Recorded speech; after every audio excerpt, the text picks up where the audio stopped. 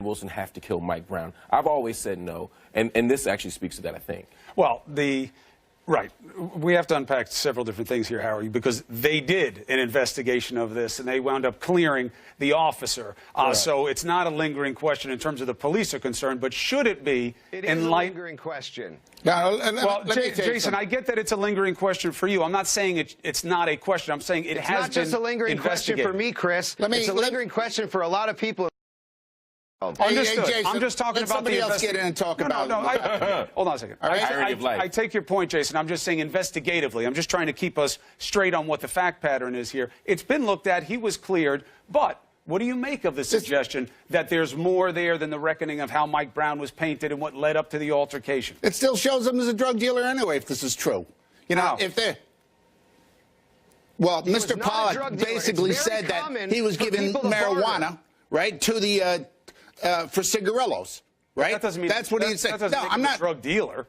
Even if that's all true. It's a drug deal, Chris. It's a drug deal. Doesn't matter how it's done. If I give you drugs for something, it's a drug deal. Right. You go to jail. Right, but it doesn't make him a drug dealer. That's all I'm saying. Yeah, but what I'm saying is that basically it is, and you're going to be arrested. Also, Mr. Pollock, I got two questions for you.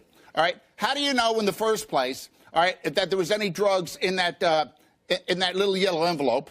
All right, did you interview anybody? You can see them. Well, you want to answer my question? All right, because right now, I think this is not. Hold on, Chris. I'm not going to interrupt you. This is all assumptions on this guy's part. All right, but calm down for a second. He says they smell the bag. Assumptions. Look at the video, sir. Right. They're smelling the bag. That's right. Wow. So what does that mean?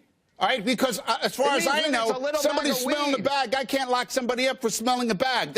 That's an assumption on your part. Second of all, how do you know the second video is involved in the robbery? All right, the second video is part of that drug deal from the first place. Did you have somebody in the store both times that you spoke to regarding what happened? Or is this just an assumption in your head? All right, go ahead, answer, Jason. Michael was in the store 10 hours before. He was handed 2 boxes of cigarillos in the store. You think it's a coincidence that 10 hours later he went in the store and asked for the boxes of cigarillos that he was handed? Come on. Oh, come on. You know anything about evidence? If you're going to...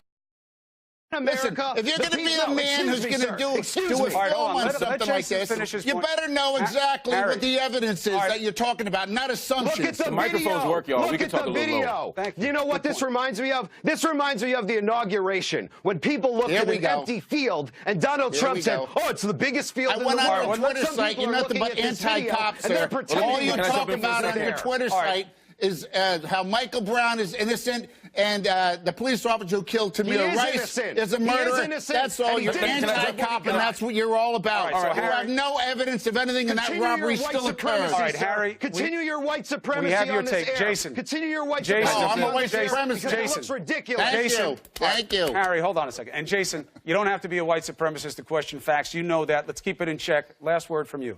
Oh, wow. This is... So a couple things real fast. One, to Harry's point, I think you're right. We can't prove what's in the bag any more than we could prove he's a drug dealer. But we do look at circumstantial evidence. And if someone is sniffing a bag, testing it, it's probably not baby powder. It's probably not cologne. We could probably make the argument, particularly if somebody's buying blunts. Let me finish. I get the last word. You don't get a nickel bag for $200 worth of cigarillos. Come on. I'm not saying you do. It's $20 a cigarillo. Yeah, why do you think it's 2 boxes? It's $20. Those are 2 giant boxes, and they have several packs in those boxes. It was about $20. It was about $20 worth, based on what I've heard. But again, that's just based on the evidence. Again, ultimately, this doesn't necessarily change what happened on Canfield, but it does raise questions. It does change the conversation. I agree with you, Chris. We don't know all the information. It doesn't raise anything. Well, maybe not for you, but again, but I've been dealing with you since the beginning of this case, and nothing raised questions for you about this. So, but for some of us, and I've been proven right because the officer walked. Every officer. Oh, you've been proven right. Just because the officer walks doesn't mean that you're right, unless you're. Because you just make up evidence here. I mean, all the evidence proves that Michael Brown. There's a bullet in the top of Michael Brown's head, sir. Hands up, there's a bullet in the top of Michael Brown's head. What about that? This last word has been awesome. Well, you know what? I'm interested in the conversation as long, you know, the tone came back down, so I'm more interested in the conversation. So, to Harry's point, just pick it up on that, because this is a big point for people. Where they'll say, hands up, don't shoot. Harry is lying, and everything he's saying is a lie right now. Jason, Relax. Jason, you're a liar and a fraud. All right, that's not helpful. This doesn't help us. Look, let's have the conversation the way you guys are having it some of the time, which is you make a point, you get a counterpoint. We don't need any insults on this show. There's plenty of it going around already. Yeah. So the hands up, don't shoot. I'm just telling the truth. Chris, your viewers know that he's lying. Jason, I'm just telling the truth. Our viewers are smart. They make their own judgments. You don't have to presume it for them. That's Just let's right. keep the conversation going. That's right. The hands up, don't shoot. I know that it was extended as metaphor to things that happen in policing around the country, but specific to this case, it did wind up being factually not a factor in the investigation. Correct. How do you deal with Based that? on the DOJ report, I mean, if you read my book, nobody, like, I concede that point. I never make the argument that the hands up, don't shoot has been proven by the investigators. I never make that point. What I do make the point is that what happens in the store is more complicated, and as Jason is talking about, there's always been considerable evidence that perhaps it wasn't a robbery. This video simply supports that claim that's already been made. It was a robbery, though. It was Why do still you a say that? robbery. Why? A forcible taking of anything is a robbery. Harry, hold on, let me finish. Why? Because it was a drug dealer who's tried to get his cigarillos No, back? I'm saying, do you have therefore facts it's not that a it was robbery? Of course it's a robbery. How do you sleep at night debating a child? I sleep at night who was fighting killed guys in like the you. That's street what I do. on national television. Jason, let's stick to the facts. Stick at the facts. You don't have to make character assassinations. The argument is that if he made an exchange and then he came back later He's making the character and then he makes a then he comes back later to pick up the things that he's already paid for, even if it's through weed.